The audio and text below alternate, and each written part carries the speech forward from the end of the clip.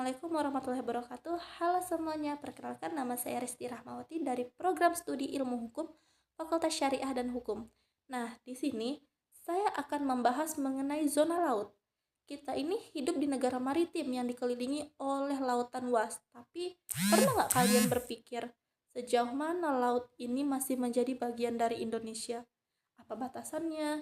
Dan bagaimana aturan yang mengatur wilayah perairan ini? Nah, laut itu bukan sekedar hamparan air yang luas. Di balik gelombang yang terus bergerak, ada aturan yang menentukan siapa yang berhak menguasai wilayah perairan tertentu. Laut bukanlah milik suatu negara, tetapi juga bukan ruang bebas tanpa hukum. Itulah mengapa di dunia internasional telah menetapkan batasan-batasan yang mengatur sejauh mana kekuasaan suatu negara berlaku di laut. Nah, coba bayangkan kalau aturan ini nggak ada, kapal asing bisa bebas masuk dan menangkap ikan seenaknya, bahkan mengeksploitasi sumber daya alam tanpa batas. Bisa-bisanya laut kita dijarah. Nah, untungnya ada aturan yang mengatur ini, yaitu Konvensi PBB tentang Hukum Laut atau biasa disebut dengan UNCLOS tahun 1982. Nah, aturan ini membagi perairan suatu negara ke dalam beberapa zona laut. Ada zona teritorial, zona tambahan, zona ekonomi eksklusif, dan laut lepas. Nah, tapi kali ini kita hanya berfokus pada dua zona penting saja, yaitu zona teritorial dan zona tambahan. Keduanya ini adalah garis pertahanan pertama suatu negara di laut. Apa bedanya ya? Ya udah, yuk kita bahas satu persatu. Nah, sini saya akan menampilkan sebuah gambar. Nah, kita mulai dari zona teritorial terlebih dahulu. Ini adalah tampilan dari zona teritorial. Zona ini adalah wilayah laut yang diukur dari 12 mil laut dari garis pantai. Nah, dalam zona ini, negara mempunyai kedaulatan penuh, artinya hukum negara tetap berlaku di sini. Sama seperti di daratan. Misalnya, kalau ada kapal asing yang masuk ke sini tanpa izin dan melakukan pelanggaran, negara berhak mengambil tindakan seperti mengusir, menindak kapal tersebut, tapi ada aturan khusus nih. Kapal asing boleh melintas di zona ini asalkan melalui lintas damai.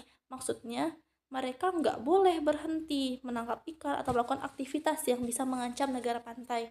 Kalau ketahuan melanggar, siap-siap kena tindakan tegas. Contohnya, kalau ada kapal perang asing masuk tanpa izin dan melakukan manuver mencurigakan, negara bisa mengusir atau bahkan menindak lebih jauh jika dianggap ancaman. Tapi kalau kapal dagang yang lewat tertib, ya nggak masalah selama mereka nggak melanggar aturan. Baik, selanjutnya itulah zona tambahan. Nah, sekarang kita masuk ke zona tambahan. Ini adalah bentuk dari zona tambahan.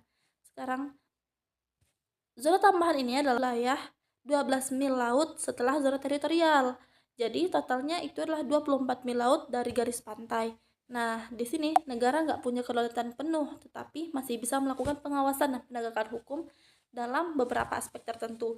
Misalnya, negara bisa mengawasi kapal-kapal asing yang berpotensi melakukan pelanggaran seperti penyeludupan, pemburuan ikan ilegal, atau pembuangan limbah. Jadi, walaupun bukan wilayah penuh negara, negara bisa bertindak kalau ada aktivitas yang mencurigakan.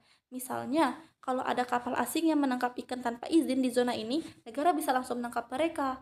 Atau, kalau ada kapal yang membuang limbah beracun, ya bisa ditindak juga dong. Intinya, zona tambahan ini berfungsi sebagai buffer zone atau zona pengawasan ekstra sebelum masuk ke laut lepas. Nah, jadi itulah yang menjadi perbedaan antara zona teritorial dan zona tambahan. Dua zona ini sangat penting dalam hukum laut untuk menjaga kedaulatan dan keamanan negara pantai. Zona teritorial adalah 12 mil laut pertama dan negara mempunyai kedaulatan penuh terhadap wilayah tersebut. Sedangkan zona tambahan adalah 12 mil setelahnya. Negara bisa mengawasi dan menindakkan pelanggaran tertentu. Nah, tanpa aturan ini, kapal asing bisa saja bebas melakukan pelanggaran tanpa bisa dicegah. Jadi, memahami hukum laut itu bukan cuma penting bagi pemerintah saja, tetapi juga buat kita semua agar kita lebih sadar tentang kedaulatan negara kita di laut. Baiklah, cukup itu yang dapat saya sampaikan. Semoga penjelasan ini bisa membantu teman-teman untuk memahami mengenai zona teritorial dan zona tambahan. Terima kasih sudah menyimak video ini sampai akhir dan sampai jumpa di pembahasan berikutnya. Assalamualaikum warahmatullahi wabarakatuh. Dadah!